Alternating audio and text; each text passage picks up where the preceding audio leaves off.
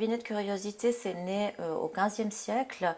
Quand les gens commencent à voyager, ils prennent ou ils achètent plein d'objets qu'ils trouvent bizarres, étranges, comiques, et ils les mettent dans des pièces chez eux, et ils appellent ça cabinet de curiosité, ils les montrent à leurs amis.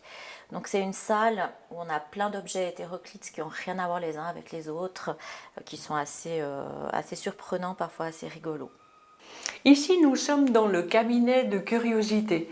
Vous voyez que les objets sont accrochés au mur de façon très hétéroclite. C'est un véritable bric-à-brac.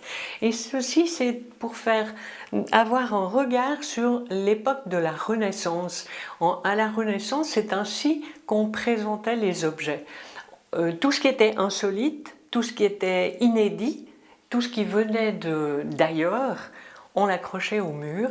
Et par la suite, au XVIIIe, XIXe siècle, eh bien, on a ouvert des musées, et dans ces musées, on a entassé les choses. Il fallait avoir un maximum d'objets et sur un minimum de place, ce qui donne ce genre de regard. Et nous l'avons refait ici à Saxon en 2009, tout simplement pour vous dire que nous avons nos objets qui sont dans un local de stockage, et il y a le 85% des objets.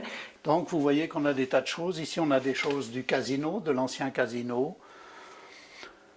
On a tous les paniers possibles pour les abricots, les anciens, les nouveaux, parce que l'abricot étant le fruit phare de Saxon, ça vaut la peine de garder des plateaux d'abricots au musée.